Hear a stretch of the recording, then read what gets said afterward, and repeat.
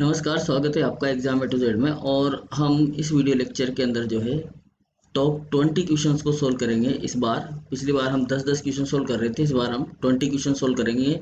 आपने जो है टेस्ट नंबर सेकंड वो सोल्व कर लिया है और टेस्ट नंबर थर्ड जो है वो चल रहा है। टेस्ट नंबर सेकंड के अंदर जो टॉपर हैं मैं उनके नाम बताऊंगा यहाँ पर। तो पहला जो टॉपर है वो है रचना अग्रवाल, दूसरा जो टॉपर है वो है पूनम यादव और तीसरी जो टॉपर है वो है प्रीति यादव। ठीक है, तीन टॉपर लड़कियां हैं। फोर्थ नंबर पर है संदीप यादव, फिफ्थ नंबर पर सलोनी चौधरी, सिक्स नंबर पर कोमल, सेवन नंबर पर धीरज, एट नंबर पर सतीश, नाइन नंबर पर सचिन और 10 नंबर पर अभिषेक सैनी है।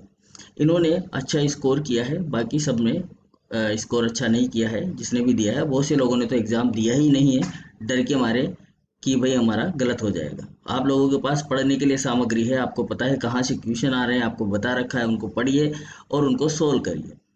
और सोल्व करते हुए ये जो हम वीडियो दे रहे हैं आपको, इस वीडियो लेक्चर को देखिए। सोल्व करने के बाद जब आप इसको देखोगे तो आपके बहुत सारे कंसेप्ट जो है वो क्लियर हो जाएंगे। और एग्ज़ाम चाहे जिस भी पैटर्न में हो, चाहे एमसीक्यू पैटर्न में हो, चाहे वो रिटर्न पैटर्न में हो, आप उसको अच्छे से अटेम्प्ट कर पाएंगे। ठीक है, जो आपने नहीं पढ़ा वो भी पढ़ेंगे। एक बच्चे का क्वेश्चन आया था कि सर सिलेबस जो है अगर एमसीक्यू होगा तो क्या पूरा आएगा, क्या नहीं आएगा। जब भी 60% ही आएगा, जब भी कितना आएगा 60% ही आएगा, पूरा नहीं आ सकता है। ठीक है ना, क्योंकि पहले ही घोषणा की जा चुकी है कि 60% सिलेबस ही जो है वो एग्जाम के अंदर कवर किया जाएगा, तो 60% ही सिलेबस आएगा। 60% में देखा जाए तो 3 यूनिट कवर होती है। ठीक है, और अगर हम रिटर्न करते हैं तो हमारे पैटर्न के अनुसार हमें 2 यूनिट में काम चल जाएगा हमारा। ठीक है, तो कोई दिक्कत नहीं है, आप 3 पढ़ लो, 4 पढ़ लो। हो सकता है आपको 4 यूनिट पढ़ने के बाद में 4 क्वेश्चन उसमें आराम से आ रहे हो, तो 3 क्वेश्चनों को आप अच्छे से सोल्व कर पाएंगे। ठीक है ना, 5 क्वेश्चन करने हैं, टोटल 5 क्वेश्चन आते हैं अपने करने के लिए, 3 क्वेश्चन हमें करने हैं। तो आपके पास 2 यूनिट में 4 क्वेश्चन रहेंगे। अगर 2 यूनिट भी आप अच्छे से पढ़ते हो तो, तीसरी यूनिट में पढ़ते हो तो आपके लिए एक्स्ट्रा होगी। ठीक है, हो सकता है आपने जो पढ़ा हो 2 यूनिट में से, उनमें से किसी में एक क्वेश्चन आपको नहीं आया हो, तो वो तीसरी यूनिट आपके लिए फायदेमंद होगी। ठीक है, या आप सोचते हैं कि जो तीसरी यूनिट आपने पढ़ी है उसका जो क्वेश्चन है, क्योंकि अभी वो लास्ट में पढ़ी है आपने, तो आप उसको अच्छे से कर पा रहे हो, अच्छा याद है उसके अंदर, अच्छे नंबर आ सकते हैं उसके अंदर, तो कर सकते हो, कोई दिक्कत नहीं। ठीक है ना, यहाँ पर भी यही है कहानी। यहाँ पर भी क्या चक्कर है कि आपको यहाँ पर 2 यूनिट, यहाँ पर आपको 3 यूनिट पढ़नी पड़ेगी। अगर एमसीक्यू पैटर्न होता है तो आपको फिर 3 यूनिट पढ़नी पड़ेगी। 3 यूनिट में से आप 20 क्वेश्चन सोल्व कर पाओगे वहाँ पर, मतलब 60% जो पेपर है वो कर पाओगे। 60% का मतलब 100 क्वेश्चन होंगे, तो 100 में से 60 क्वेश्चन जो होंगे, आप समझ लो अगर 1 यूनिट में से 20 क्वेश्चन आते हैं, वैसे तो हमारे पास 4 यूनिट है, अब 4 यूनिट, 1 यूनिट में से 25 क्वेश्चन आते हैं। ठीक है, देखिए जब मैं समझा देता हूँ इसको कि तीसरी यूनिट पढ़ना है, 3 यूनिट पढ़ना इस एमसीक्यू पैटर्न में क्यों जरूरी है। ठीक है ना, देखो हमारे पास आएंगे कितने क्वेश्चन, 100 क्वेश्चन। अगर पेपर 100 क्वेश्चन का बनता है, 100 क्वेश्चन में 4 यूनिट है हमारे पास, यानी कि पर्टिकुलर पर यूनिट से 25 क्वेश्चन अगर एमसीक्यू पैटर्न में टेस्ट होता है तो। ठीक है, अब 25 1 यूनिट में से आ रहे हैं, तो मान लो अगर आपने 2 यूनिट पढ़ी तो आप केवल 50 ही क्वेश्चन अटेम्प्ट कर पाएंगे, 60 क्वेश्चन अटेम्प्ट नहीं कर पाएंगे सही तरीके से। ठीक है ना, 10 क्वेश्चन फिर आप करेंगे तुक्के, जबकि आपको करने कितने हैं इसमें से, 100 में से 60 करने हैं, 100 में से 60 क्वेश्चन आपको यहाँ पर अटेम्प्ट करने हैं। अब 60 क्वेश्चन जब आप यहाँ पर अटेम्प्ट कर रहे हो, 60 क्वेश्चन आपको अटेम्प्ट करने ही हैं, तो फिर हमें कितना पढ़ना पड़ेगा, 3 यूनिट तो पढ़नी ही पड़ेगी, यानी कि 2.5 यूनिट तो आपको आनी ही चाहिए कंप्लीट। 2.5 यूनिट में से तो ऐसा एक भी क्वेश्चन नहीं होना चाहिए जो आपको नहीं आता हो। अब बहुत से लोगों ने एग्जाम दिया है, लेकिन उन्होंने क्या किया है कि गलतियां की है, उन्होंने पढ़ा नहीं, पहले पहले पढ़ा नहीं और आगे बैठ गए और एग्जाम देना शुरू कर दिया। यही गलती आप कर रहे हो। ठीक है, अगर एमसीक्यू पैटर्न होता है ना भाई, तो फिर पढ़ना बहुत जरूरी होता है।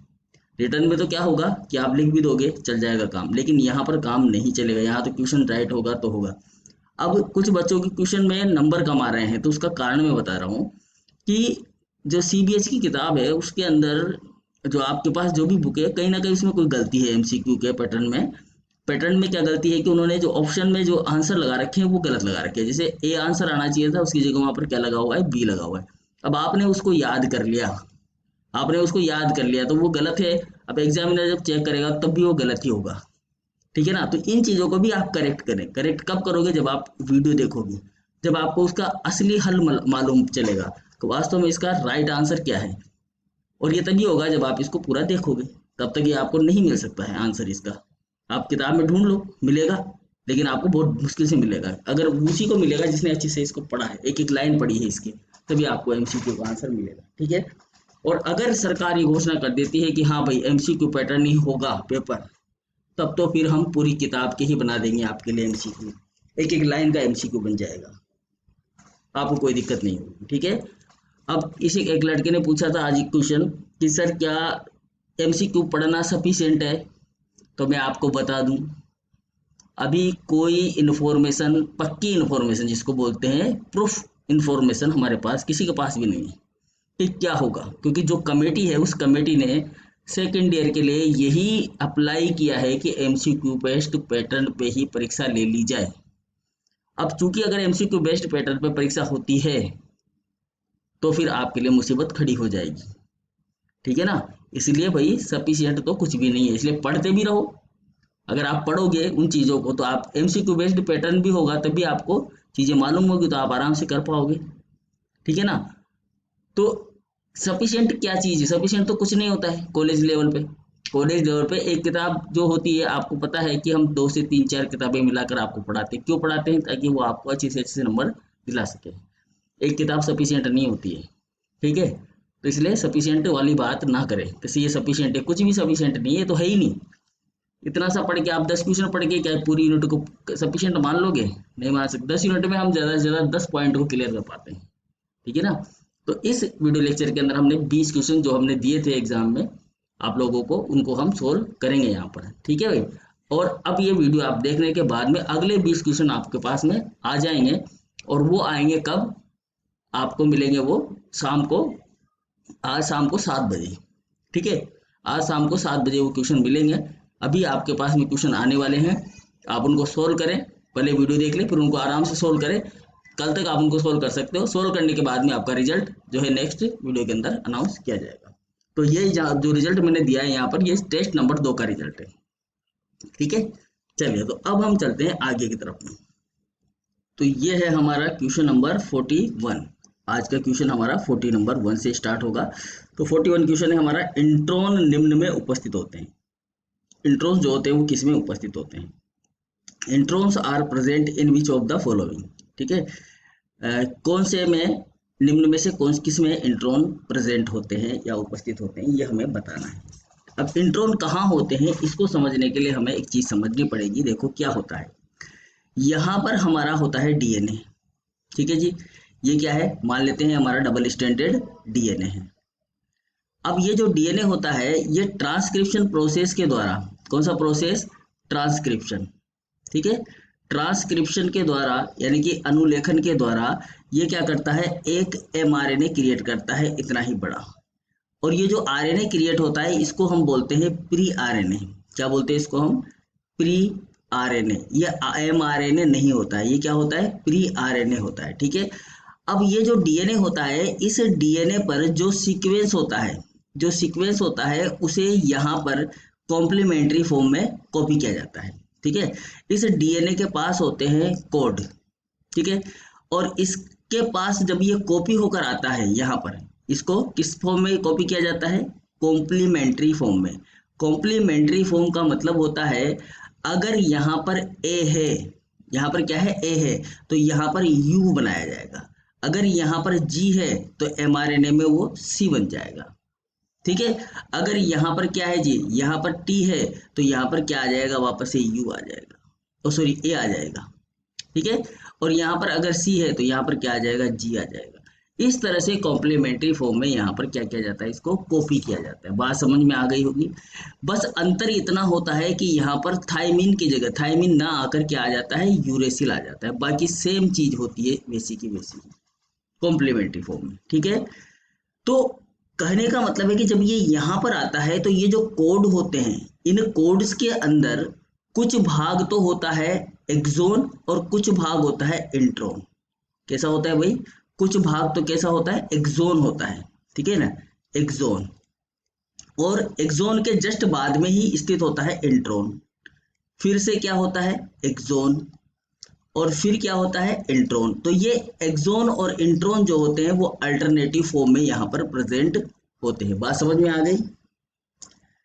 क्या बात समझ में आई कि जब डीएनए से एमआरएनए बनता है या आरएनए बनता है, प्री आरएनए, नोट एमआरएनए, केवल प्री आरएनए, ठीक है, जिसको हम बोलते हैं एचएनआरएनए। इसका एक और नाम होता है हेटेरोजीनस आरएनए या एचएनआरएनए, ठीक है। इस प्री आरएनए या एचएनआरएनए में अल्टरनेटिव फॉर्म में जो कोडिंग होती है, अल्टरनेटिव फॉर्म में, वो उनको हम बोलते हैं एक्सोन इंट्रोन, एक्सोन इंट्रोन, ठीक है। एक्सोन जो होता है वो एक्टिव जीन होता है। एक्सोन कैसा जीन होता है? एक्टिव जीन होता है। और जो इंट्रोन होता है ये इनएक्टिव जीन होता है। कौन सा जीन होता है? इनएक्टिव जीन होता है। समझ में आ गई बात? तो क्या किया जाता है कि इसकी प्रोसेसिंग की जाती है। इस एमआरएनए जो प्री आरएनए है या एचएनआरएनए है, इसकी क्या की जाती है भाई? प्रोसेसिंग की जाती है। इसको प्रोसेस किया जाता है, ठीक है। इसको क्या किया जाता है? प्रोसेस किया जाता है। जब इसको प्रोसेस किया जाता है तो यहाँ पर ये जो इंट्रोन्स होते हैं, जो इंट्रोन वाले पोर्शन होते हैं, इंट्रोन वाले पोर्शन, इनको क्या कर दिया जाता है? हटा दिया जाता है और केवल एक्सोन एक्सोन को आपस में जोड़ दिया जाता है। बात समझ में आ रही है? एक्सोन एक्सोन को क्या कर दिया जाता है? यहाँ पर जोड़ दिया जाता है। इस प्रोसेस को बोला जाता है स्प्लाइसिंग। क्या बोला जाता है इसको? स्प्लाइसिंग बोला जाता है। समझ में आया? सिंपल है। तो अब देखो, जब ये स्प्लाइसिंग हो जाती है तो इसके पास क्या होता है? एक्सोन होता है और ये एक्सोन होता है और ये कहलाता है आपका एमआरएनए। क्या कहलाता है? एमआरएनए। चीजें सारी क्लियर हो गई है। अब हमारे आंसर को देखते हैं कि इनमें से किसमें अपना इंट्रोन उपस्थित होता है। इंट्रोन निम्न में से किसमें उपस्थित होता है? देखो, पूर्ववर्ती एमआरएनए यानी कि प्री एमआरएनए में होता है क्या? होता है या नहीं होता? बिल्कुल होता है। ये प्री एमआरएनए है और इसी में ही मैंने आपको बताया है कि इंट्रोन होता है, तो ये राइट बात है। एमआरएनए में होता है क्या? नहीं होता है। एमआरएनए में तो क्या होते हैं? केवल एक्सोन एक्सोन होते हैं, इंट्रोन होते ही नहीं है, तो ये आंसर गलत हो गया। डीएनए में होता है क्या? डीएनए में नहीं होता भाई। डीएनए के अंदर एक्सोन इंट्रोन जैसी संरचना नहीं होती, मतलब उसका जो कोड होता है उसको एक्सोन इंट्रोन हम नहीं बोलते हैं। हम केवल एमआरएनए के ऊपर, प्री एमआरएनए के ऊपर जो सीक्वेंस कॉपी होकर आता है, कॉम्प्लीमेंट्री सीक्वेंस, उसी को ही क्या बोलते हैं? एक्सोन और इंट्रोन में बांटते हैं, एक्सोन और इंट्रोन में कन्वर्ट करते हैं। क्यों करते हैं ये भी आपको आगे की वीडियो, आगे के जो क्वेश्चन आएगा उसमें हम बताएंगे, ठीक है। अभी आप इतना समझिए कि एक्सोन होता है, इंट्रोन होता है, एक्सोन इंट्रोन अल्टरनेटिव फॉर्म में होते हैं। एक एक्सोन के बाद दूसरा इंट्रोन होता है, फिर एक्सोन होता है, फिर इंट्रोन होता है, ठीक है। तो यानी कि डीएनए के पास भी ये नहीं होता है। डीएनए के पास तो सिंपल कोड होता है और वो कोड कोडोन की फॉर्म में आरएनए के पास आता है, ठीक है। समझ में आया? अब ऑप्शन डी में दिया गया है ए और सी। तो ए, अब बहुत से ये सोच लेते हैं कि डीएनए के पास भी होगा भाई एक्सोन, तो डीएनए के पास नहीं होता है ना। केवल आरएनए के पूर्ववर्ती एमआरएनए का जो कोड होता है, सीक्वेंस होता है, उसी को हम क्या बोलते हैं? एक्सोन और इंट्रोन बोलते हैं। डीएनए के, अगर डीएनए के पास इंट्रोन होता तो पहले ही इसको हटा दिया जाता ना, कॉपी करने की कहाँ जरूरत आ रही थी, ठीक है। इस कोड को कॉपी करने की जरूरत ही नहीं थी। इंट्रोन्स को जब काम का ही नहीं है तो हटा देंगे। काम का इसलिए नहीं है क्योंकि ये जो पार्ट पोर्शन होता है इंट्रोन वाला, ये प्रोटीन के लिए कोड नहीं करता है, ठीक है ना। ये प्रोटीन के लिए कोड नहीं कर पाता है, या कोड भी करेगा तो उसके द्वारा जो बनाई गई प्रोटीन होगी वो स्पेसिफिक नहीं होगी, मतलब काम की नहीं होगी। तो फिर वो जो काम की चीज ही नहीं है उसको लेने से क्या फायदा, ठीक है। आप बाजार में गए और आपने 5 किलो आलू खरीदे, और आपको 5 किलो आलू खरीदने हैं और वो बोल रहा है कि मेरे पास दो तरह के आलू है, एक आलू है बहुत अच्छा वाला 2 किलो, लेकिन एक बुरा आलू है जो 3 किलो है, तो मैं दोनों को मिला के आपको दे दूं 5 किलो। तो आप क्या कहोगे? नहीं भाई, दोनों को मिलाने की जरूरत नहीं, मैं तो 2 किलो ही ले लूंगा, 3 किलो की कोई जरूरत नहीं है। समझ में आई बात? तो फिर इन इंट्रोज की जरूरत नहीं होती है हमें, इसलिए एमआरएनए में इनको क्या कर दिया जाता है? निकाल दिया जाता है, हटा दिया जाता है। क्लियर बात? तो इस तरीके से हमारा आंसर हो जाएगा यहाँ पर प्री एमआरएनए, जिसके अंदर पाए जाते हैं इंट्रोन्स। चलिए आ जाते हैं क्वेश्चन नंबर 42 पर। बहुत सिंपल सा क्वेश्चन है। कैपिंग में कैप को चिन्हित करें। जो कैपिंग है उसमें कैप को हमें चिन्हित करना है कि कैपिंग क्या होती है और इसमें कैप क्या होती है। पहले तो कैप समझते हैं हम क्या होती है। देखो जी, हमारे पास में जो एमआरएनए बनता है, अब वो कैसे बनता है कि जो हमारा डबल स्ट्रैंडेड डीएनए होता है, इस तरीके से, जो ये खुला होता है यहाँ पर इस तरीके से, ठीक है। यहाँ पर आपका आरएनए तैयार होता है इस तरीके से, ये आरएनए बन रहा है यहाँ पर आपका, ठीक है, यहाँ पर बन रहा है। अब यहाँ पर जो बन रहा है आरएनए, तो यहाँ ये जो वाला पोर्शन होता है, ये वाला जो पोर्शन होता है, ये वाला पोर्शन तो होता है 3' और ये वाला पोर्शन होता है 5', ठीक है। जब ये कंप्लीट बन जाता है तो इसको 3, जब ये बन जाता है तो इसको ए ए UAA सीक्वेंस पर क्या कर दिया जाता है, काट दिया जाता है। मैंने बताया था आपको जो पॉलीएडिनेशन करवाता है वो सीक्वेंस यहाँ पर होता है। जब हम इसको थोड़ा सा ऐसे कर देते हैं, यहाँ बनाया था मैंने, याद होता आपको, AAUAA सीक्वेंस, ठीक है। यहाँ से इसको काट दिया जाता है। काटने के बाद में ये बन जाता है इस तरीके से RNA आपका, ठीक है। या दूसरे कलर से बना देते हैं, ये बन गया आपका RNA, ठीक है। प्री RNA बोल दीजिए इसको आप। कौन सा RNA बन गया ये, प्री RNA या HNRNA बन गया। अब यहाँ पर ये इसका 3 प्राइम है, जहां पर से काटा है यहाँ पर ये सीक्वेंस है AAUAAA, ठीक है। अब जहां इसको काट दिया तो ये तो हो गया इसका 3 प्राइम, और ये होता है इसका 5 प्राइम। जब ये 5 प्राइम होता है, इस 5 प्राइम पर क्या किया जाता है कि एक GTP जोड़ा जाता है, गुआनोसिन ट्राइफॉस्फेट, ठीक है। तो यहाँ पर ये गुआनोसिन जोड़ा जाता है, और ये उस गुआनोसिन का क्या हो जाता है, मेथिलेशन किया जाता है, तो इसको बोलते हैं मिथाइल। अब ये जो गुआनोसिन होता है, इस गुआनोसिन के 7 नंबर पर मेथिल ग्रुप जोड़ा जाता है, ठीक है। गुआनोसिन का ये स्ट्रक्चर होता है हमारे पास में, तो इसका जो 7 नंबर होता है उस नंबर पर क्या किया जाता है, यहाँ पर मेथिल ग्रुप को जोड़ दिया जाता है, तो ये 7 मिथाइल गुआनोसिन बन जाता है। क्या बन जाता है ये, 7 मिथाइल गुआनोसिन केप, इसको क्या बोलते हैं, 7 मिथाइल गुआनोसिन केप बोलते हैं, ठीक है। अब देखो यहाँ पर हमारे पास में ऑप्शन दिए गए हमें, आइडेंटिफाई केप इन केपिंग, केपिंग में केप को आइडेंटिफाई करिए, ठीक है। अब सीधा सीधा हमारा दिमाग कहाँ जाता है, हमारा जाता है 7 मिथाइल गुआनोसिन, क्योंकि हमने ये पढ़ा हुआ है, इसलिए हम इसी को आंसर को सही मान लेते हैं और सीधा टिक लगा देते हैं यहाँ पर कि भाई 7 मिथाइल गुआनोसिन सही होगा। लेकिन भाई इस केप को M7G बोलते हैं, इस केप को 7MEG भी बोलते हैं, ठीक है ना। जब मैं लिखूंगा, अभी देखो मैंने क्या लिखा, 7 मिथाइल गुआनोसिन लिखा, 7 मिथाइल गुआनोसिन भी लिख सकते हैं, इस तरीके से भी लिख सकते हैं, इस तरीके से भी लिख सकते हैं, और इस तरीके से भी लिख सकते हैं, यानी कि सभी जो है केप है, सभी क्या है, केप है। तो इसका आंसर क्या हो जाएगा, उपरोक्त सभी। अब सभी ने इसमें गलती करी होगी जब आंसर दिया होगा 7 मिथाइल गुआनोसिन में, यहाँ पर गलती करी होगी। क्यों गलती करी होगी, क्योंकि किताब में भी ये आंसर सही दे रखा है। जबकि आंसर क्या होगा सही, M7G भी सही है, 7 मिथाइल गुआनोसिन भी सही है, और 7 मिथाइल गुआनोसिन भी सही है। तो यहाँ पर सारे आंसर क्या हो जाएंगे, सही हो जाएंगे।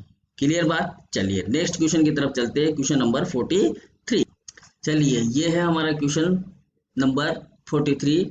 पोली एडिनाइलेशन में कौन सा न्यूक्लियोटाइड जोड़ा जाता है, ठीक है। Which nucleotide is added in polyadenylation. देखो पोली एडिनिलेशन बोल रहा है, एडिनिलेशन मतलब यहाँ पर जोड़ा जाएगा एडिनोसिन। क्या होता है कि जब डीएनए से एमआरएनए बनता है, डीएनए से क्या बनता है, एमआरएनए बनता है, तो इसका जो 3 प्राइम होता है, इस 3 प्राइम पर एक ही प्रकार के न्यूक्लियोटाइड की एक सीक्वेंस यहाँ पर ऐड कर दी जाती है, ओके। अब ये जो सीक्वेंस होती है ये क्या होती है, 200 से लेकर 700 न्यूक्लियोटाइड की सेम सीक्वेंस होती है। अगर यहाँ पर एडेनिन जोड़ा गया है तो इसको बोला जाता है पोली एडिनेशन। क्या बोला जाता है, पोली एडिनिलेशन। समझ में आ गया बात, क्योंकि यहाँ पर एडेनिन जुड़ा हुआ है, ठीक है। अगर यहाँ पर गुआनोसिन होता है, जैसे इसको ना बोला जाता है पोली एटेल, समझ लीजिए आप, इसको पोली एटेल बोला जाता है। अगर यहाँ पर गुआनोसिन जुड़ा होता है तो इसको बोलते हैं पोलीजीटेल। क्या बोलते हैं, अगर गुआनोसिन होता या गुआनिन होता तो इसको क्या बोलते हैं, पोलीजीटेल या पोलीजी एडिनेशन, ठीक है।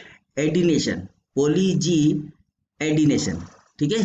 पोलीजी का एडिनेशन, गुआनोसिन का पोली गुआनेडिनेशन, सॉरी इसको बोलते हैं पोली गुआनेडिनाइलेशन, ठीक है।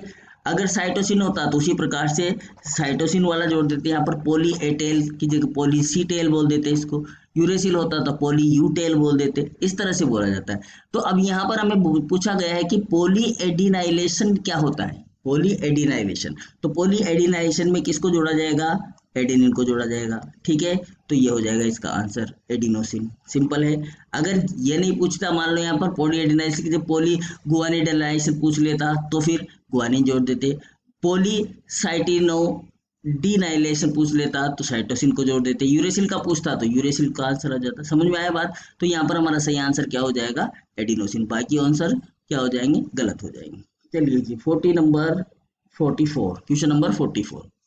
अब क्वेश्चन नंबर 44 क्या बोल रहा है, पोली एटेल उदर प्रवाह में कितने न्यूक्लियोटाइड पर जुड़ती है।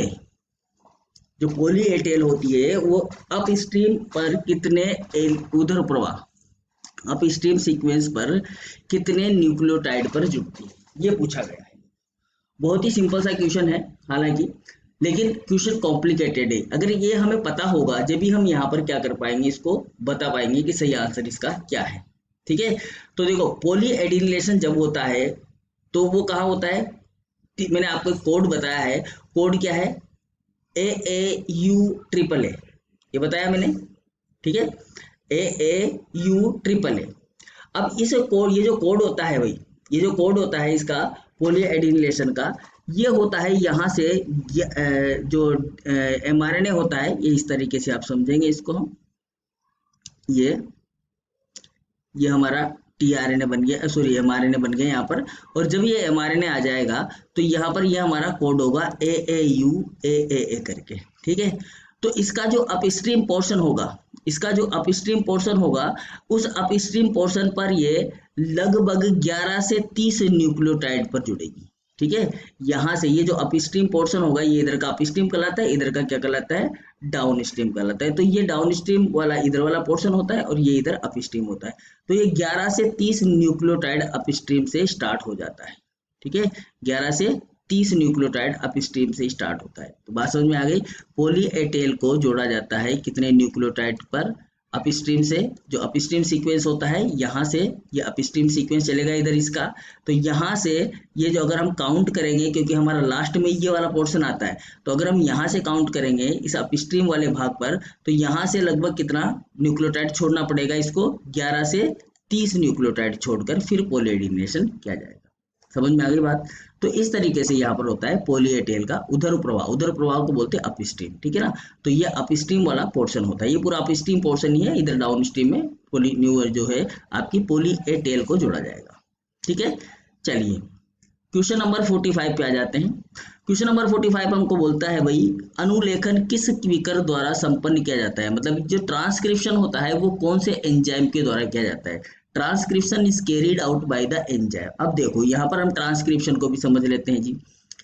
हमारे पास क्या होता है, डबल स्टैंडर्ड डीएनए होता है। इस तरीके से हमारे पास होता है डबल स्टैंडर्ड डीएनए। ये डबल स्टैंडर्ड डीएनए इस तरीके से ओपन होता है, और ओपन होने के बाद में ये यहाँ पर एक एमआरएनए को क्रिएट करता है।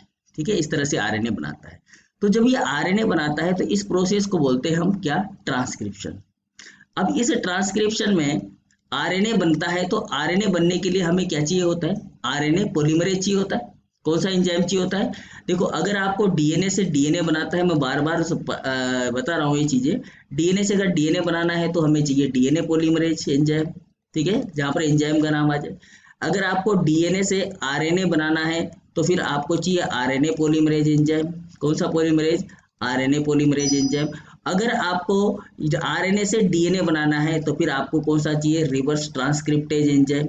रिवर्स ट्रांसक्रिप्टेज एंजाइम चाहिए। ठीक है भाई, तो अब देखो हमारे पास कौन कौन से एंजाइम है, डीएनए पॉलीमरेज, क्योंकि यहाँ पर अनुलेखन हो रहा है। अनुलेखन में क्या हो रहा है, अनुलेखन में डीएनए से, मतलब जो ट्रांसक्रिप्शन है इसमें क्या हो रहा है, डीएनए से क्या बन रहा है, आरएनए बन रहा है। ठीक है, डीएनए से क्या बन रहा है, आरएनए। अब देखो डीएनए पॉलीमरेज किसके लिए चाहिए होता है, डीएनए से डीएनए बनाने के लिए। तो ये चाहिए क्या, नहीं चाहिए। आरएनए पॉलीमरेज, डीएनए से आरएनए बनाने के लिए हमें क्या चाहिए, आरएनए पॉलीमरेज चाहिए। तो बिल्कुल ये सही है। ठीक है, आरएनएज, आरएनएज क्या करता है, ये आरएनए को डिग्रेड करने का काम करता है, आरएनए को काटता है। आरएनए को क्या करता है, ये आरएनए को काटता है। ये भी एक प्रकार का एंजाइम होता है आरएनए, आरएनएज। ठीक है, और रिवर्स ट्रांसक्रिप्टेज, रिवर्स ट्रांसक्रिप्टेज कब चाहिए हमें, जब हमें आरएनए से डीएनए बनाना होता है। ठीक है, आरएनए से क्या बनाना हो, डीएनए बनाना हो, और जो बनने वाला डीएनए होता है उसे बोलते हैं हम सीडीएनए, कॉम्प्लीमेंट्री डीएनए। ठीक है, तो अगर ऐसा डीएनए बनाना है तो हमें रिवर्स ट्रांसक्रिप्टेज चाहिए, और अगर नहीं बनाना है तो फिर हमें क्या चाहिए, आरएनए पॉलीमरेज चाहिए। तो इसका सही आंसर क्या हो जाएगा, आरएनए पॉलीमरेज। क्लियर। चलिए क्वेश्चन नंबर 46 पे आ जाते हैं। देखो इंट्रोन्स का आ गया। इंट्रोन्स सदैव किस सार अनुक्रम से प्रारंभ होता है, introns start with which base series. Introns किससे स्टार्ट होता है? कहने का मतलब है कि इंट्रॉन होता ही क्या है वास्तव में। अगर हमें इंट्रॉन के बारे में जानकारी है, इंट्रॉन की संरचना पता है, तो हम बता सकते हैं कि भाई इंट्रॉन्स ये होता है या इंट्रॉन्स इस तरह का होता है। लेकिन वो कब बता पाएंगे हम? जब हमें ये पता होगा कि इंट्रॉन्स जो है इस तरह का हमें दिखाई देता है। ठीक है, तो हम यहाँ पर एक इंट्रॉन्स का डायग्राम बनाते हैं, फिर समझते हैं सारी चीजें। इससे हमारे बहुत सारे क्वेश्चन सोल्व होंगे आगे आने वाले। देखो, मैंने क्या कहा आपसे कि एक एक्सोन होता है, तो थोड़ा सा मैं एक्सोन को थोड़ा सा बड़ा बना देता हूँ यहाँ पर। ठीक है, ये क्या है? आपका एक्सोन है। चाहता तो मैं यहाँ पर डायग्राम भी लगा सकता था बना बनाया, जल्दी काम हो जाता। आगे से डायग्राम यूज करेंगे हम। ठीक है, ये एक्सोन नंबर 1 हो गया, और इसी के बाद में यहाँ पर हमारा ये एक्सोन नंबर 2 हो गया। थोड़ा ज्यादा चीजें बनाएंगे तो थोड़ा सा बड़ा कर देते हैं इसको, इधर की साइड बढ़ा देते हैं। ठीक है जी, ये एक्सोन नंबर 2 हो गया। समझ में आया? ये तो है आपका एक्सोन नंबर 1, और ये है आपका एक्सोन नंबर 2। ठीक है, अब इसके बीच में यहाँ पर एक सीक्वेंस होता है जिसको हम बोलते हैं इंट्रोन।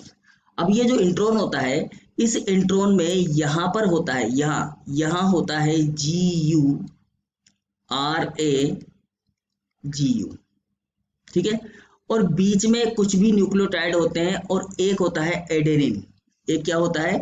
एडेनिन होता है, जिसको बोला जाता है ब्रांच पॉइंट। इसको क्या बोला जाता है? ब्रांच पॉइंट बोला जाता है, ब्रांच पॉइंट। ठीक है, ये इसका 5 प्राइम होता है और ये इसका 3 प्राइम होता है। ठीक है, अब यहाँ पर इस लास्ट वाले भाग पर क्या होता है? कोई सा भी न्यूक्लियोटाइड, और एक होता है A और G। देखो, यहाँ तो होता है GU और यहाँ होता है AG। तो अगर आपसे पूछा जाए, ध्यान रखना ये बात। अब देखो, पहले ये चीज समझते हैं। अब ये जो इंट्रोन है, ये वाला पोर्शन क्या है? पूरा इंट्रोन पोर्शन है, इसको बोलेंगे हम इंट्रोन। ठीक है, अब ये है स्प्लाइसिंग वाला पार्ट। यहाँ पर जो है कट लगेगा, यहाँ पर एक कट लगेगा, और कट लगने के बाद में ये जो जी वाला पोर्शन है, ये यहाँ से उठेगा और ये इस ब्रांच पॉइंट पर आकर अटैच हो जाएगा, यानी कि ए के ऊपर अटैच हो जाएगा। ठीक है, मतलब ये जो गुआनोसिन है, ये इस एडिनोसिन का जो शुगर होगा, उसका जो दूसरे नंबर का कार्बन होगा, उसके ऊपर जो हाइड्रोक्सिल ग्रुप होगा, उसके साथ में अटैच हो जाएगा। तो ये यहाँ पर जी जो है इसके साथ अटैच होगा जब ये कटेगा, और बाद में फिर यहाँ जी पर कट लगा दिया जाएगा और इसको रिप्लेस कर दिया जाएगा। ये प्रोसेस होता है इसको हटाने का। ठीक है, समझ गया बात? बिल्कुल सिंपल है। इस प्रोसेस को हम स्प्लाइसिंग बोलते हैं, जिसमें फिर बाद में एक्सोन को जोड़ दिया जाता है, आपस में स्प्लाइस कर दिया जाता है, अटैच कर दे। अब अगर हम इंट्रोन की संरचना को यहाँ देखें तो 3 चीजें दिखाई दे रही है हमें। ये इसका स्टार्ट पॉइंट होता है, ठीक है ना? ये इसका क्या होता है? स्टार्ट होता है। ये बीच में एक ब्रांच पॉइंट होता है, और ये इसका एंड पार्ट होता है, एंड पॉइंट। ठीक है, कौन सा पॉइंट होता है? And point. तो अगर आपसे पूछा जाए कि भाई स्टार्टिंग में कौन सा कोड होगा, तो स्टार्टिंग में कौन सा कोड दिखाई दे रहा है हमें? GU। ठीक है, बीच में कौन सा होगा? A, और कुछ भी हो सकता है, यहाँ पर ये बहुत लंबा है, इसमें कुछ भी हो सकता है और दूसरी चीजें, और लास्ट में क्या होगा? AG। तो सीधी सीधी बात है कि इंट्रोन का आगे का भाग GU, A और फिर AG, ये याद रख लेना है। GU AG याद रख लो, बीच वाला ब्रांच पॉइंट है एडेनिन, ये याद रहेगा आराम से। इसको बोलते हैं ब्रांच पॉइंट। तो एक 5 प्राइम हो गया, एक 3 प्राइम हो गया, एक ब्रांच पॉइंट हो गया। 5 प्राइम पर होता है GU, और एंड पॉइंट जो होता है 3 प्राइम, उस पर क्या होता है? AG होता है। ठीक है, अब यहाँ देखो इंट्रोन से स्टार्ट, तो इंट्रोन कहाँ से स्टार्ट हो रहा है? स्टार्ट हो रहा है GU से, तो आंसर क्या हो गया? GU। आंसर क्या हो गया भाई? GU। तो 46 का आंसर क्या हो जाएगा हमारा? GU। होगा कि नहीं होगा? ठीक है, समझ में आया? बिल्कुल सिंपल सा है आंसर, GU हमें दे देना है। अगर हमसे पूछता है कि इंट्रोन्स का लास्ट पॉइंट क्या है, यानी कि एंड पॉइंट क्या है, तो AG। ब्रांच पॉइंट क्या होता है, तो A। 3 सवालों के आंसर हमें यहाँ पर मिल गए। अब क्वेश्चन कोई सा पूछा जाए, हम आसानी से यहाँ पर बता देंगे। ठीक है, अब आ जाते हैं क्वेश्चन नंबर 47 पर। देखो, इंट्रोन सदैव किस सार अनुक्रम पर समाप्त है? चलो जी, आ ही गया क्वेश्चन। क्वेश्चन हमारा आ ही गया है कि कौन सा बेस सीक्वेंस जो होता है वो लास्ट होता है, यानी कि इंट्रोन का स्टॉप जो होता है वो कहाँ होता है, समापन स्थान कौन सा है।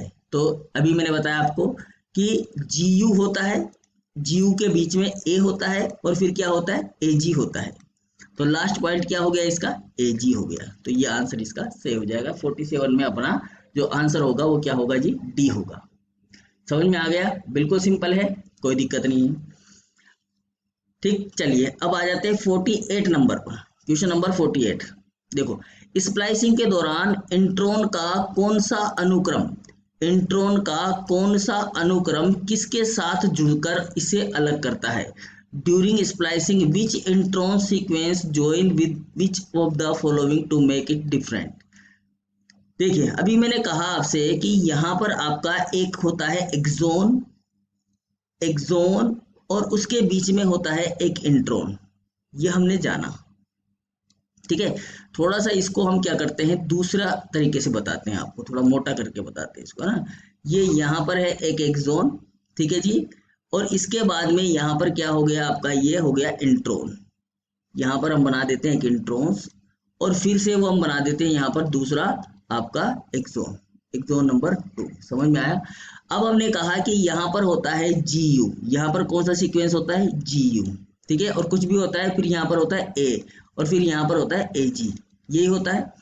अब जब यहाँ पर कट लगता है, इस जगह पर कट लगता है, तो ये स्ट्रक्चर हो जाता है इस तरीके से, घूम जाता है, ठीक है। कैसे घूमता है, ये यहाँ पर घूमता है इस तरीके से, ये इस तरीके से घूम जाता है, ये इस तरीके से, ठीक है, घूम गया, इस तरीके से घूमेगा ये।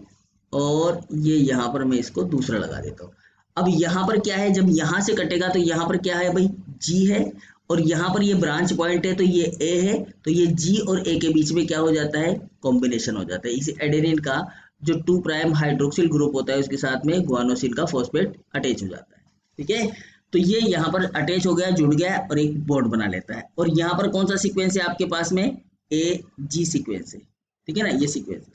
तो बाद में क्या किया जाएगा, इसको भी यहाँ से कट कर दिया जाएगा, AG पर कट लगा दिया जाएगा, और ये आपका जो एक तो ये एक्सोन है, सेकंड नंबर का एक्सोन, और ये आपका फर्स्ट नंबर का एक्सोन, दोनों को आपस में लाइगेज एंजाइम के द्वारा जोड़ दिया जाएगा। इस तरह से आपका mRNA प्रिपेयर हो जाएगा। क्या बन जाएगा, ये mRNA बन जाएगा। समझ में आता है, ठीक है। अब देखो हमसे क्या पूछा गया है कि स्प्लाइसिंग के दौरान इंट्रॉन का कौन सा अनुक्रम किसके साथ जुड़ता है। तो यहाँ पर कौन जुड़ रहा है, G किसके साथ जुड़ रहा है, A के साथ जुड़ रहा है कि नहीं जुड़ रहा, जुड़ रहा है। तो अब देखो इसमें कोई ऑप्शन है, A को T से जोड़ा जाता है, नहीं जोड़ा जाता, A T तो है ही नहीं, कहीं T तो होता ही नहीं है, पहली बात तो देखो। RNA में T नहीं होता तो 2 तो वैसे गए, खत्म कहानी। अब बच गए 2, तो C का तो कोई रोल ही नहीं है इसमें, इंट्रोस वाली कहानी में C का तो कोई रोल ही नहीं है, भूल जाओ C को। तो AUG है जहाँ पर है, तो फिर ये भी गलत है, तो होगा ही नहीं वैसे तो, पर कॉमन सेंस लगाते हैं तो ये नहीं होगा। तो अब हमारा आंसर क्या हो जाएगा जी, G हो जाएगा, ये हो जाएगा, G को A से जोड़ा जाता है, आंसर नंबर B। G किससे जुड़ रहा है, A से जुड़ रहा है, तो ये हो गया आंसर नंबर B हमारा कंप्लीट। तो ये क्वेश्चन हमारा सोल्व। क्वेश्चन नंबर 49, प्रोकैरियोट में कितने प्रमोटर तत्व होते हैं। वेरी गुड, बहुत अच्छा क्वेश्चन है कि प्रोकैरियोट में कितने प्रमोटर तत्व होते हैं। बहुत ही रेयर क्वेश्चन है और बहुत ही इंपॉर्टेंट और बहुत ही मान लो आपको कंसेप्ट बेस्ड क्वेश्चन है, ठीक है। कैसा क्वेश्चन है, कंसेप्ट बेस्ड क्वेश्चन है कि प्रोकैरियोट में कितने प्रमोटर तत्व होते हैं। प्रोमोटर एलिमेंट के बारे में ये पूछ रहा है हमसे, किसके बारे में पूछ रहा है, प्रोमोटर एलिमेंट के। हाउ मेनी प्रोमोटर फैक्टर या element are present in prokaryote. Prokaryote का जो प्रोमोटर होता है उसमें कितने भाग होते हैं, कहने का मतलब ये है इसका भाई साहब का। तो यहाँ पर क्या होता है देखिएगा, ये जो प्रमोटर होता है इसका, मैं इसको ऐसे बना देता हूँ, इसको समझ में आ जाएगा हमें। ये आपका प्रमोटर सीक्वेंस है जी, किसका, RNA का, ठीक है। RNA में सॉरी जो DNA है उसके अंदर, नॉट RNA, DNA है ये जो प्रमोटर है, आगे ये क्या बनाएगा, RNA बनाएगा, ठीक है। DNA में जीन होता है, जीन में प्रमोटर, ऑपरेटर और स्ट्रक्चरल जीन होते हैं, ठीक है। तो ये प्रमोटर सीक्वेंस है, इसको हम मान लेते हैं कि ये क्या है आपका प्रमोटर है, ठीक है, प्रमोटर। अब ये जो प्रमोटर है यहाँ पर क्या है कि एक तो जहाँ पर स्टार्टिंग पॉइंट होता है, जो जीन को ट्रांसक्राइब करता है, जहाँ से जीन का ट्रांसक्रिप्शन होता है, वहां से, जहां से मान लेते हैं कि यहाँ पर से ये स्टार्टिंग साइट है, ठीक है, ये स्टार्टिंग साइट है, जिसको ट्रांसक्राइब करना है हमें, ये वाला सीक्वेंस है वो, यहाँ से इसके बाद से ट्रांसक्रिप्शन करना है हमें। तो यहाँ से यहाँ तक इधर अपस्ट्रीम साइड पर लगभग 10 बेस पेयर का, अप्रोक्सीमेटली 10 बेस पेयर का और एक अप्रोक्सीमेटली 35 बेस पेयर का एक सीक्वेंस पाया जाता है, और उसके आगे एक अपस्ट्रीम सीक्वेंस पाया जाता है। इसके आगे ये वाला जो सीक्वेंस है, ये इसको बोलेंगे हम अपस्ट्रीम सीक्वेंस, ठीक है। ये पूरा सिस्टम बनाता है प्रमोटर। क्या बनाता है, ये प्रमोटर बनाता है। मतलब एक तो 10 न्यूक्लियोटाइड का सीक्वेंस होता है, ठीक है, 10 एलिमेंट इसके अंदर होते हैं। ये कंसेंसस सीक्वेंस होता है, इनके कंजर्व्ड सीक्वेंस होता है, इसमें कोई चेंज नहीं होता। और इसमें ज्यादातर जो सीक्वेंस होता है वो टाटा बॉक्स का होता है। किसका होता है, टाटा बॉक्स का, और इसको बोला जाता है ये 6 जो न्यूक्लियोटाइड होते हैं फिक्स होते हैं यहाँ पर TA, ठीक है। और ये TA, जो सीक्वेंस है इसको बोला जाता है प्रिमनव बॉक्स। क्या बोला जाता है? प्रिमनव बॉक्स, या फिर आप इसको बोल सकते हो टाटा बॉक्स। क्या बोल सकते हैं इसको? टाटा बॉक्स भी बोला जा सकता है। तो एक सीक्वेंस तो ये होता है यहाँ पर, समझ में आया। दूसरा सीक्वेंस इसी के आगे होता है लगभग 35 बेस पेयर का, जिसमें 35 बेस होते हैं नॉर्मली, और इसका जो सीक्वेंस होता है ये भी कंसेंसस सीक्वेंस होता है, और इसमें जो सीक्वेंस होता है वो होता है TTGACA, ठीक है। क्या होता है? TTGACA sequence. ये इसके आगे की तरफ में होता है, मतलब पहले ही उपस्थित होता है। और इसके अलावा एक और साइट होती है यहाँ पर अपस्ट्रीम साइट, और ये जो अपस्ट्रीम साइट होती है ये लगभग 30 से बेस पेयर की होती है। जो अपस्ट्रीम साइट होती है आगे लगभग ये भी 15 से 30 बेस पेयर की होती है। तो इस तरह से यहाँ पर 3 संरचनाएं पाई जाती है, एक प्रिमनव बॉक्स या टाटा बॉक्स, दूसरा TTGACA बॉक्स, ठीक है, या आप इसको बोल सकते हो अपस्ट्रीम 35 बेस पेयर का अपस्ट्रीम साइट, और एक कंप्लीट अपस्ट्रीम साइट नंबर 3। तो कुल मिलाकर यहाँ पर 3 तत्व पाए जाते हैं। तो इसका आंसर क्या हो जाएगा जी? 3 हो जाएगा। तो प्रोकैरियोट में कितने प्रमोटर तत्व होते हैं? 3 प्रमोटर तत्व। ये प्रमोटर का स्ट्रक्चर है भाई, ठीक है। अब यहाँ पर क्या होता है कि कुछ जो प्रमोटर होते हैं, जैसे अब ये तो प्रोकैरियोट की बात हो गई, लेकिन अगर यूकैरियोट की बात करेंगे ना तो यूकैरियोट में इससे भी ज्यादा पाए जाते हैं, क्योंकि वहां पर जीसी बॉक्स पाया जाता है, केट बॉक्स पाया जाता है, एनहेंसर पाए जाते हैं, अलग अलग तरह की चीजें पाई जाती है यूकैरियोट में। तो यूकैरियोट में तो बहुत ज्यादा पाया जाता है, प्रोकैरियोट में केवल 3 ही पाए जाते हैं। इसलिए आपसे ये क्वेश्चन यहाँ पर पूछा गया है कि प्रोकैरियोट में कितने तत्व पाए जाते हैं प्रमोटर के अंदर। अगर प्रमोटर का सीक्वेंस हमें पता है, सारी चीज पता है कि प्रमोटर के अंदर क्या क्या चीजें अवेलेबल है, तो हमें ये भी पता हो जाएगा, ठीक है। चलिए आ जाइए क्वेश्चन नंबर 50। क्वेश्चन नंबर 50 क्या कहता है हमसे? ये कहता है भाई किस वैज्ञानिक ने संरचना पर आधारित जीन के 3 प्रकार बताए हैं? तो भाई वो वैज्ञानिक है बेंजर। बेंजर भाई साहब ने ही हमें संरचना के आधार पर जीन के 3 प्रकार बताए कि जीन जो होते हैं वो 3 प्रकार के होते हैं। कौन कौन से होते हैं? तो एक तो जीन का नाम बताया इन्होंने रेकोन। कौन सा? रेकोन। दूसरा बताया इन्होंने सिस्ट्रोन। कौन सा बताया भाई? सिस्ट्रोन। तीसरा कौन सा बताया इन्होंने? म्यूटोन। ये 3 जीन इन्होंने बताया भाई साहब ने, और इसी के आधार पर इन्होंने जीन का नामकरण किया है, ठीक है। रेकोन, सिस्ट्रोन और म्यूटोन, ये बताने वाले कौन है? बेंजर साहब, ठीक है।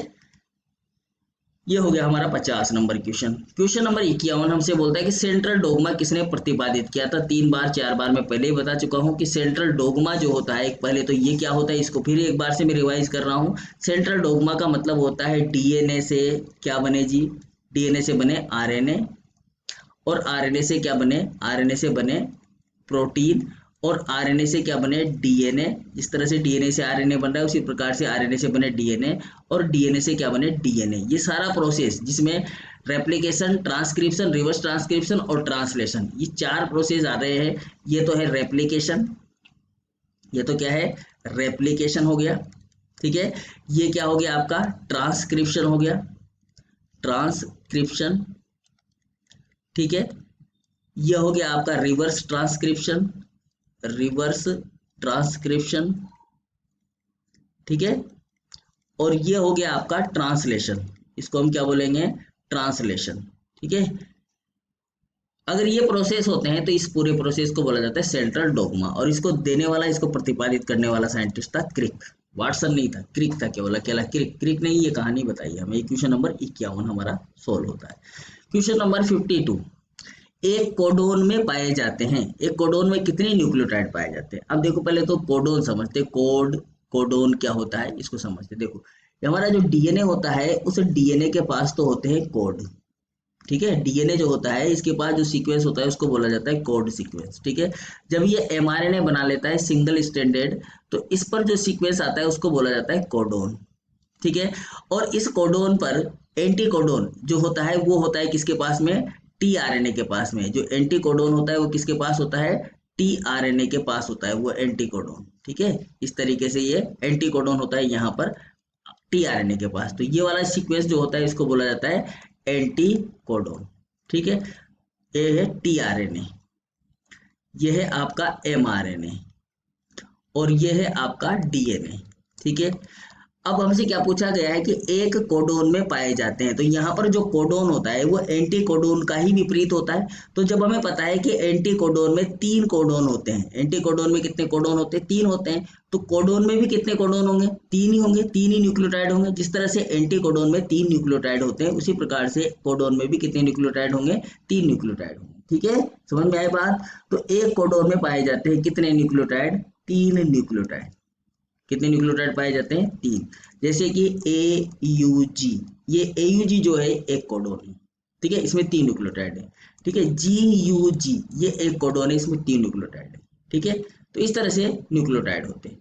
और भी हो सकते हैं, कितने प्रकार के जोड़े हम बना सकते हैं, 3-3 के। तो ये कहलाता है कोडोन। और कोडोन में कितने न्यूक्लियोटाइड हैं, 3 न्यूक्लियोटाइड, एक एडेनिन, एक यूरेसिल और एक गुआनोसिन। इसी तरह इसमें गुआनोसिन, यूरेसिल और गुआनोसिन। ठीक है, इस तरह से जैसे CUG है, ठीक है, या CUU है, या CGU है, या ACG है, तो ये सब क्या है, कोडोन है। और कोडोन में प्रत्येक कोडोन के अंदर 3 न्यूक्लियोटाइड है। ठीक, चलिए क्वेश्चन नंबर 53 क्या बोलता है कि द्वितीय अमीनो एसिड tRNA का प्रवेश राइबोसोम में किस स्तर पर होता है।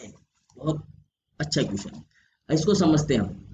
इससे हमारे बहुत सारे क्वेश्चन जो है वो सोल्व हो जाएंगे। देखो कैसे सोल्व हो जाएंगे। जो राइबोसोम होता है भाई, उस राइबोसोम में 2 इकाइयां होती हैं। एक इकाई होती है जिसको हम बोलते हैं स्मॉल सब यूनिट, ठीक है, ये स्मॉल सब यूनिट है। और एक यूनिट होती है जिसको हम बोलते हैं लार्ज सब यूनिट। इस तरीके से समझ जाएंगे हम, ये लार्ज सब यूनिट है। ठीक है, और जब तक mRNA में प्रोटीन का स्टार्टिंग नहीं होता, ट्रांसक्रिप्शन स्टार्ट नहीं होता, तब तक ये आपस में जुड़े नहीं रहती, अलग रहती है। ठीक है, तो अगर मान लेते हैं कि ये 70S RNA है, 70S में 50S और 30S होती है, तो इस सब यूनिट को तो बोला जाता है 50S सब यूनिट, और इसको बोला जाता है 30S सब यूनिट। किसमें, 70S में। अगर ये राइबोसोम में 70S, ठीक है, 80S है तो ये होती है 60S यूनिट, और ये होती है 40S यूनिट, और इसको बोला जाता है 80S सब यूनिट। ठीक है, अब ये ऐसा इसलिए बोला जा रहा है कि यहाँ आप देख रहे हो बीच में दोनों आपस में जुड़ रहे हैं ना। अगर दोनों को जोड़ोगे तो यहाँ कितना होता है, 50 और 30 80 होता है, 70 बच गया, तो यहाँ पर 10 जो है इसके अंदर चला गया, आपस में मिल गया, इसलिए इसका मॉलिक्यूलर वेट जो है वो घट जाता है। तो इस तरह से इसके अंदर जो है सीक्वेंस इस तरह का होता है। बात समझ में। अब यहाँ पर ये जो राइबोसोम होता है, इस राइबोसोम में यहाँ पर आपका RNA फंसा हुआ होता है। यहाँ पर होता है RNA, मतलब ये राइबोसोम यूनिट जो होती है इस RNA के ऊपर आकर यहाँ पर बैठती है। ठीक है, यहाँ पर आकर बैठती है, जो कि आपका इनिशिएशन साइट होती है, इस पर आकर बैठती है। केप जो होती है, यहाँ पर केप बाइंडिंग प्रोटीन लगी होती है, यहाँ पर लगी होती है केप बाइंडिंग प्रोटीन, और यहाँ पर लगी होते हैं केप। इस तरह से mRNA के केप बनाया था हमने 7 मिथाइल गुआनोसिन की केप, एक भी हो सकता है, 2 भी हो सकते हैं, 10 भी हो सकते हैं। यहाँ पर आकर बैठती है जहाँ पर केप बाइंडिंग प्रोटीन होती है, इसके ऊपर आकर जुड़ जाता है। ठीक है, आगे के प्रोसेस फिर चलते हैं उस हिसाब से। अब देखो यहाँ जो ये राइबोसोम होता है, इस राइबोसोम में नीचे वाला भाग, ऊपर वाले भाग में 3 सिस्टम होते हैं, 3 चीजें होती है। एक 3 भाग कर लेते हैं अपन इसके, है ना, यहाँ पर इसके 3 पोर्शन बना लेते हैं, एक पोर्शन, 2 पोर्शन और ये तीसरा पोर्शन, समझने के लिए। ठीक है, अब देखो ये वाला जो साइट होता है इसको बोलते हैं ई साइट, जो बीच में होता है उसको बोलते हैं पी साइट, और जो बाहर होता है उस इधर होता है उसको बोलते हैं ए साइट। ई साइट का मतलब होता है एग्जिट साइट, मतलब ये तो कौन सी साइट है, एग्जिट साइट। एग्जिट का मतलब होता है बाहर निकलना। ये है आपकी पी साइट, पी साइट को बोलते हैं पॉलीपेप्टाइड साइट। कौन सी साइट बोलते हैं, पॉलीपेप्टाइड साइट, पॉलीपेप्टाइड साइट। ठीक है, और जो ए होती है ये होती है amino acyl site, amino acyl site. ठीक है जी, 3 साइट हो गई, ई, पी और ए। अब देखो जब क्या होता है, tRNA जो होता है, जिस tRNA के पास में, अब जो tRNA हम उसको इस तरह से बना देते हैं ना, इस तरीके से बना देते हैं कि tRNA है। ये जो tRNA, इस tRNA के पास में एक अमीनो एसिड होता है, ये अमीनो एसिड को लेकर आता है यहाँ पर आता है। तो जो सबसे पहले आता है ना, पहली बार में जो आता है, वो तो सीधा किस पर आकर बैठ जाता है, पी के ऊपर, यहाँ आकर बैठ जाता है। जो पहली बार आता है, फर्स्ट टाइम पे जो आएगा, वो तो सीधा आकर बैठ जाएगा यहाँ पर। ठीक है, यहाँ आकर बैठ जाएगा, क्योंकि यहाँ पर होगा AUG कोडोन, तो यहाँ आकर बैठ गया। अब इसके बाद में जो दूसरा आएगा ना, वो दूसरा आएगा इस साइड पर। अब दूसरा अमीनो एसिड लेकर आ रहा है आपका, ये वाला मान लेते हैं हम यहाँ पर, कि ये वाला तो ले लिया हमने, ये वाला मान लेते हैं कि ये वाला आ रहा है। ठीक है, ये वाला भाई साहब आपका अमीनो एसिड को लेके आ रहा है। तो ये जब यहाँ लेके आएगा तो अब किस पर आएगा, सीधा डायरेक्ट सेकंड नंबर का, तो ये इसी पर आएगा। पहला वाला तो बीच में बैठ गया क्योंकि यहाँ पर AUG कोडोन है, ठीक है। इस AUG कोडोन पर ही आकर ये सब चीजें होती है। यहाँ पर स्टार्टिंग होगा, इसे आगे बढ़ेगा ही, आगे बढ़ता चला जाएगा और जो जो कोडोन होंगे उनको ये कॉपी करता हुआ चला जाएगा 3 के हिसाब से, ठीक है। तो यहाँ ये आपका ग्रीन वाला जो है सेकंड नंबर पे ये आकर यहाँ पर बैठेगा, यहाँ पर आकर ये जुड़ेगा। तो जब ये यहाँ पर आकर जुड़ेगा तो कौन सी साइट हो गई है, ए साइट हुई नहीं हुई, हो गई। तो अब द्वितीयक अमीनो एसिड tRNA का प्रवेश राइबोसोम में किस स्थल पर होता है, किस स्थल पर हो रहा है, ए साइट पर हो रहा है। समझ में आ गया कैसे हो रहा है ए साइट पर, तो ए साइट पर इस तरीके से हो रहा है। जो पहले आएगा शुरुआत में, जब स्टार्ट करना है आपको ट्रांसलेशन स्टार्ट करना है, तो जो tRNA है वो सीधा किस पर आएगा, पी साइट पर आएगा। लेकिन उसके बाद के जितने भी आएंगे ना, जितने भी tRNA आएंगे वो सब ए साइट पर आएंगे। दूसरा, तीसरा, चौथा, पांचवा, छठा, सातवां, आठवां जो भी आएगा वो किस पर आएगा, ए साइट पर आएगा। अब चूंकि ये वाला जो सीक्वेंस है ना भाई, कौन सा वाला, ये वाला पोर्शन जो है आपका, ये जो मैं यहाँ पर इसको सेलेक्ट कर देता हूँ, सेलेक्ट नहीं हुआ, इसको कैसे सेलेक्ट करें, ये वाला जो मैंने सेलेक्ट किया है आपका राइबोसोम वाला पोर्शन, ये आगे सरकता है, इसे ये आगे सरकता है और अपने साथ इस सीक्वेंस को लेके चला जाता है, ठीक है। और ये जो AUG वाला सीक्वेंस है ना, ये AUG वाला जो सीक्वेंस है ये तो यहीं रह जाते हैं। ये आपका tRNA तो हट जाएगा बाद में, ई साइड पर जाने के बाद में ये इसके साथ जुड़ा रहेगा, ये वाला सीक्वेंस भी यहाँ आ जाएगा, ठीक है, और ये वाला पोर्शन भी यहाँ आ जाएगा। अब ये खाली हो जाएगा तो नेक्स्ट वाला कहाँ आ जाएगा जी, ये जो है P, आपका जो P वाला जो साइट है वो यहाँ आ जाएगा, इसे ये E पे आ जाएगा और ये P पे आ जाएगा। इसे समझ लेते हैं थोड़ा सा इसको इस तरह से, ठीक है। तो यहाँ पर कौन सी साइट खाली बच जाएगी आपके पास में, ए साइट। हर बार ए साइट खाली रहेगी तो हर बार ए साइट के ऊपर ये सारी चीजें आती रहेंगी, मतलब ये वाले जो पोर्शन है ये इस तरफ आते रहेंगे। क्लियर है बात, समझ में आया। तो इस तरीके से AP में ये कहानी चलती रहेगी। अब थोड़ा इस तरीके से ही बन सकता है, एनिमेटेड नहीं हो सकता। चलिए क्वेश्चन नंबर 54 आ गया हमारा, अनुवादन यानी कि ट्रांसलेशन। अनुवादन को क्या बोलते हैं हम, ट्रांसलेशन। ट्रांसलेशन जो होता है उसका प्रारंभिक कोडोन कौन सा होता है, तो ट्रांसलेशन का प्रारंभिक कोडोन होता है AUG, ये ध्यान रखना है बस, ये यही होता है ना, सबको पता होगा। ये तो सिंपल सा क्वेश्चन है कि जब tRNA का ट्रांसलेशन होता है, सॉरी mRNA का ट्रांसलेशन होता है, तो यहाँ पर एक कोड होता है AUG, जिसके ऊपर बैठा होता है आपका राइबोसोम, और इस राइबोसोम में यहाँ पर 3 साइट्स होती हैं, इस तरीके से 3 साइट्स होती है, ठीक है। और यहाँ पर ये आपका AUG कोडोन होता है, ये 3 का AUG कोडोन होता है। एक साइट को बोलते हैं E साइट, P साइट और A साइट, भूलना नहीं है ना। और यहाँ पर ये कोडोन होता है, इस कोडोन पर जो कोडोन होता है यहाँ पर वो होता है AUG कोडोन, और इस कोडोन को कोड करने के लिए एक tRNA होता है जिसको बोलते हैं मिथियोनिन tRNA या F-MET tRNA, formal methionine tRNA। ये भी क्वेश्चन आ जाता है कि पहला आने वाला tRNA कौन सा होता है, तो सबसे पहले आने वाला tRNA कौन सा होता है, F-MET tRNA या फॉर्मिल मिथियोनिन tRNA। क्या नाम है इसका, इसका नाम है फॉर्मिल मिथियोनिन tRNA। क्या नाम है इसका, फॉर्मिल मिथियोनिन tRNA। तो ये tRNA यहाँ कर बैठ जाता है, ठीक है। तो ये हो गया आपका AUG वाला सीक्वेंस। अब ये जो AUG वाला सीक्वेंस है ये हमेशा स्टार्ट पॉइंट होता है, और स्टार्टिंग यही सी से होती है और किसी भी न्यूक्लियोटाइड से नहीं होती, इसको रट्टा मार लो कि यही न्यूक्लियोटाइड है AUG सीक्वेंस ही होता है स्टार्ट पॉइंट ट्रांसलेशन के लिए, और कोई दूसरा होता ही नहीं है, ठीक है। GUG, AUG या UA, ये सब क्या है, स्टॉप कोडोन है। इसको हम बोलते हैं स्टार्ट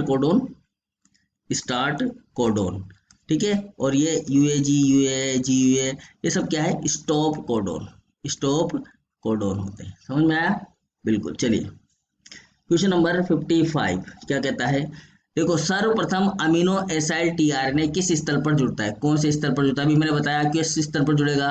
सबसे पहले आने वाला जो tRNA है वो किस स्थल पर जुड़ता है, सबसे पहले आने वाला, तो सबसे पहले कहाँ पर आया था हमारा ये देखो हमने बनाया, यहाँ पर एक बार फिर से बनाते हैं। जो सबसे पहले आएगा यहाँ पर 3 साइट होंगी, एक E साइट, एक P साइट और एक A साइट। ये A है, ये P है और ये E है, सॉरी E, ठीक है। और यहाँ पर एक कोडोन है AUG, इस तरीके से।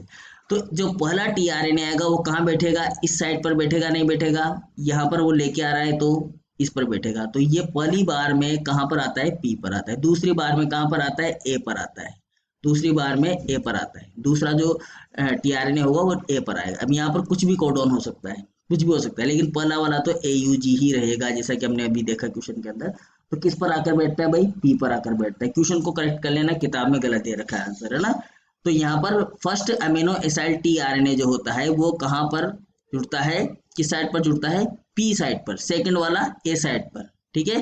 पहला किस पर जुड़ता है, पहला ए पी पर, दूसरा ए पर, तीसरा भी ए पर, और सो ऑन, तीसरा चौथा पांचवा सब ए पर आते हैं। क्वेश्चन नंबर 56 पे आ जाते हैं, ठीक है। चलिए देखो 56 क्या कर रहा है हमसे, 56 कर रहा है अनुवाद के प्रारंभ में निम्न में से कौन सा भाग नहीं लेता। भाई ट्रांसलेशन में कौन सा भाग नहीं लेता, ये पूछ रहा है।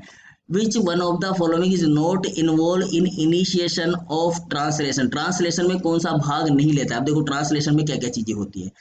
ट्रांसलेशन में एक होता है हमारे पास में mRNA, ठीक है। इस mRNA के ऊपर प्रेजेंट होता है आपका राइबोसोम, ठीक।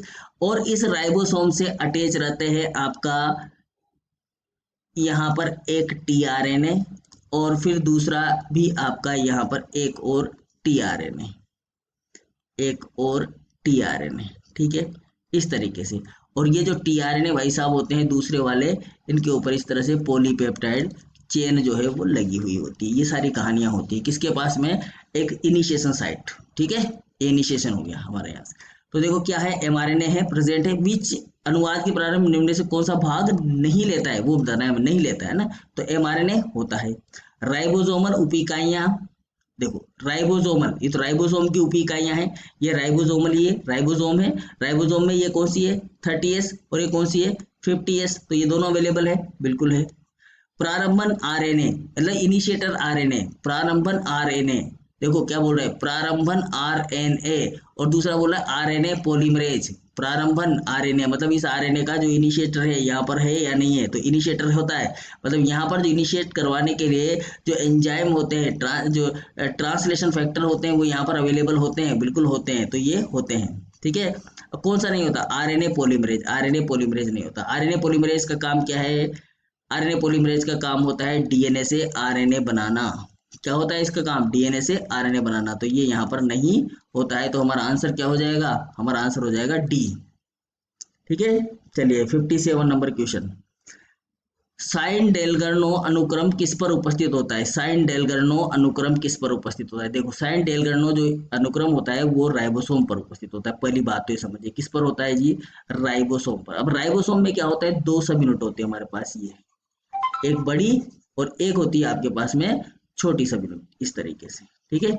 तो जो छोटी सब यूनिट होती है, इस छोटी सब यूनिट पर, ये छोटी सब यूनिट जिस जगह पर जुड़ती है, जहां पर ये जुड़ती है, उसको बोलते हैं हम साइन डेलगर्नो सीक्वेंस। क्या बोलते हैं भाई, साइन डेलगर्नो सीक्वेंस, ठीक है। और ये जो साइन डेलगर्नो सीक्वेंस होती है, ये होती है आपके mRNA के ऊपर। कहां पर होती है, mRNA के ऊपर, जो आपका टीआरएनए निर्मित करती है आगे चलकर, ठीक है। क्या करती है, निर्मित, टीआरएनए निर्मित करती है। तो ये जो साइन डेलगर्नो सीक्वेंस होती है, ये किस पर स्थित होती है, mRNA पर। राइबोसोम पर नहीं होती, ध्यान रखना, ये राइबोसोम पर नहीं होती, किस पर होती है, ये होती है mRNA के ऊपर, ये ध्यान रखना, ठीक है। किस पर होती है, mRNA के ऊपर। कैसे होती है वो भी मैं आपको बता दे रहा हूँ यहाँ से। यहाँ पर क्या होता है, जो हमारा mRNA होता है, उस mRNA पर एक कोड होता है AGGU, बस ये याद रख लेना। ये ही है साइन डेलगर्नो सीक्वेंस, डेलगर्नो सीक्वेंस। अब क्योंकि वीडियो थोड़ा सा जो है बड़ा हो रहा है, इसलिए मैं थोड़ा सा इसको शॉर्ट में ही बता रहा हूँ आपको। किस पर होती है, ये mRNA के ऊपर होती है। और ये जो साइन डेलगर्नो सीक्वेंस है, जिसमें AGGU सीक्वेंस होता है, इसे बोलते हैं साइन डेलगर्नो सीक्वेंस। ये सीक्वेंस वो सीक्वेंस होता है जहां पर आपका राइबोसोम जो होता है वो जुड़ता है। मतलब ये राइबोसोम जो होता है छोटा वाला, जो नीचे वाला सब यूनिट है, ये नीचे वाला सब यूनिट आकर यहाँ पर बैठता है, बाइंड करता है, इस जगह पर आकर ये बैठता है, इस जगह आकर बैठता है, ठीक है। इसको पहचानता है और यहाँ पर बैठता है, इस सीक्वेंस के ऊपर। इसको बोलते हैं साइन डेलगर्नो सीक्वेंस। अदरवाइज इसको कैसे पता चलेगा कि यहाँ मुझे बैठना है, जब ये यहाँ बैठ जाता है, 40 सब यूनिट, जो छोटी सब यूनिट होती है, जब यहाँ बैठ जाती है, तो इसी के ऊपर आती है फिर बड़ी सब यूनिट, ठीक है, इसी के ऊपर आकर जुड़ती है, तब जाकर यहाँ पर स्टार्ट होता है। और इसका जो स्टार्ट कोडोन होता है थोड़ी सी दूर होता है यहाँ पर AUG। अब जब ये सारी असेंबली यहाँ पर कन्वर्ट हो जाती है, जम जाती जुड़ जाती है, तो ये यहाँ से क्या करती है, मूव करती है, और मूव करती हुई जाती है AUG पर, और AUG पर जैसे ही ये यहाँ पर पहुंचती है, यहाँ पर पहुंचते ही इसके ऊपर tRNA को क्या कर दिया जाता है, बाइंड करा दिया जाता है। ठीक है, तो इस तरीके से ये जो सीक्वेंस होता है, जो कि राइबोसोम यूनिट के पहचानने की स्थल होता है, वो किस पर प्रेजेंट होता है, mRNA के ऊपर स्थित होता है। साइन डेलगार्नो सीक्वेंस किस पर होता है, mRNA के ऊपर, मतलब इसको ही हम बोलते हैं साइन डेलगार्नो सीक्वेंस। ठीक है, समझ में आया? ओके, अब आ जाते हैं क्वेश्चन नंबर 58 पर। चलिए, ग्राहक अणु होता है, ग्राहक यानी कि एडेप्टर, ग्राहक को क्या बोलते हैं, एडेप्टर। एडेप्टर मॉलिक्यूल होता है, मतलब कि जिसके ऊपर कोई भी मॉलिक्यूल जुड़ा होता है, जो ग्राहक होता है, जो ग्राही होता है, वो क्या होता है। तो देखो, आरएनए जो होता है वो तो बनाता है राइबोसोम, क्या बनाता है ये, राइबोसोम। जो एमआरएनए होता है, ये एमआरएनए डीएनए से बनता है, और यहाँ पर ये प्रोटीन बनाने का काम करता है। किसका काम करता है, प्रोटीन बनाने।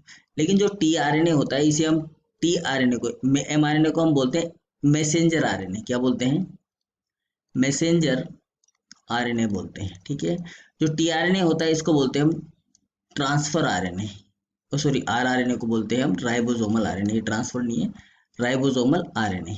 क्या बोलते हैं, राइबोसोमल आरएनए, राइबोसोमल आरएनए। ठीक है, और जो टीआरएनए होता है, इस टीआरएनए को हम बोलते हैं ट्रांसफर आरएनए। क्या बोलते हैं इसको, ट्रांसफर आरएनए बोलते हैं। तो ये जो ट्रांसफर आरएनए होता है, इसका एक और नाम होता है एडेप्टर आरएनए। कौन सा आरएनए, एडेप्टर आरएनए। ये एडेप्टर आरएनए इसलिए बोला जाता है क्योंकि शुरुआत में जो टीआरएनए होता है भाई, वो टीआरएनए शुरुआती रूप में होता है वो बिल्कुल खाली। शुरुआती रूप में तो कैसा होता है, वो बिल्कुल होता है खाली। इस तरीके का आपका टीआरएनए होता है। टीआरएनए बनाना सीख लो, बिल्कुल सिंपल है ना। ये खाली होता है, ये CCA होता है इसका। ठीक है, CCA आर्म होती है ये बिल्कुल खाली होती है। यहाँ 3 प्राइम होता है, यहाँ पर हाइड्रोक्सिल ग्रुप होता है। ये इसका T-Sci-C लूप होता है, और इसका DHU लूप होता है, और ये एंटीकोडोन होता है, एंटीकोडोन। बस यही कहानी है इसकी। अब यहाँ पर इस 3 प्राइम पर क्या होता है, अमाइनो एसिड जो होता है वो आकर जुड़ता है। यहाँ पर कौन आकर जुड़ता है, अमाइनो एसिड आकर जुड़ता है। इस जगह पर ये आपका अमीनो एसिड आकर जुड़ता है। ठीक है, तो ये जो अमीनो एसिड यहाँ पर आकर जुड़ रहा है ना, ये जो अमीनो एसिड यहाँ पर आकर जुड़ रहा है, अमीनो एसिड, इस अमीनो एसिड को ये क्या कर रहा है, एडोप्ट कर रहा है। टीआरएनए क्या कर रहा है, एडोप्ट कर रहा है, इसलिए इसको क्या बोल रहे हैं, एडेप्टर आरएनए बोल रहे हैं। समझ में आया क्या, इसको क्या बोल रहे हैं हम, एडेप्टर आरएनए। इसलिए यहाँ पर आंसर क्या हो जाएगा हमारा, आंसर नंबर डी। ग्राहक अणु कौन होता है, टीआरएनए होता है। क्वेश्चन नंबर 59, देखो, पेप्टाइडिल श्रृंखला प्रारंभ करने में के लिए कौन सा अमीनो अम्ल प्रयुक्त होता है, कौन सा अमीनो अम्ल काम लिया जाता है। विच of the following amino acid used for initiation of peptide chain. Peptide chain को इनिशिएट करने में कौन सा अमीनो अम्ल जो है वो काम लिया जाता है। तो मैंने आपको बताया था कौन सा अमीनो एसिड सबसे पहले आता है। तो सबसे पहले आने वाला जो अमीनो एसिड है ना, वो कौन सा है भाई, मिथियोनिन। कौन सा अमीनो एसिड है, मिथियोनिन। ठीक है, कौन सा अमीनो एसिड होता है, मिथियोनिन अमीनो एसिड। यहाँ लिख देता हूं मैं, मिथियोनिन। मिथियोनिन अमीनो एसिड होता है। ठीक है, या अगर ये नहीं आए लिखा हुआ, अगर आ जाए फॉर्मिल मिथियोनिन तब भी सही है। ठीक है, फॉर्मिल मिथियोनिन अमीनो एसिड। ठीक है, या फिर ये भी नहीं आए और यहाँ लिखा हुआ है एफ मैट टीआरएनए, तो ये भी सही है, एफ मैट मिथियोनिन टीआरएनए। तो मिथियोनिन अमीनो एसिड जो होता है वो सबसे पहले कोड किया जाता है। क्यों कोड होता है इसको भी समझ लेते हैं। देखो, हमारे पास जो इनिशिएशन कोडोन होता है वो क्या होता है जी, AUG होता है, ये होता है ना। अब इस AUG कोडोन को कोड कौन करेगा, जैसे यहाँ पर A के जगह क्या आता है, U आता है। ए किसके साथ जुड़ता है, थाइमिन के साथ जुड़ता है। थाइमिन तो होता नहीं है टीआरएनए में, आरएनए में क्या होता है, यू होता है, तो यू आएगा। ठीक है, समझ में आ रहा है। अब जो यू होता है, उस यू के साथ मतलब यहाँ ए होता, यहाँ टी होता, तो यहाँ टी है, तो टी के साथ क्या जुड़ता है, ए जुड़ता है, तो यहाँ पर आ जाएगा ए। ठीक है, और यहाँ पर सी के साथ कौन जुड़ेगा, जी है, तो यहाँ पर क्या जुड़ेगा, सी जुड़ जाएगा। ठीक है, तो इस तरीके से ये 3 कोड होते हैं। अब इस UAC कोड इस यूएसी कोड को कोड करने वाला जो अमीनो एसिड होता है वो होता है आपका मिथियोनिन। क्या होता है? मिथियोनिन होता है। समझ में आ गया? तो ये होता है आपका मिथियोनिन टीआरएनए। क्लियर बात? तो यहाँ पर हमारा आंसर क्या हो जाएगा? मिथियोनिन हो जाएगा। अब लास्ट एंड फाइनल क्वेश्चन हमारा ये है 60 नंबर का। आनुवांशिक तर्क कोड है, किसने प्रतिपादित किया था? तो ये क्या था? जॉर्ज गेमो ने। ठीक है, किसने किया था?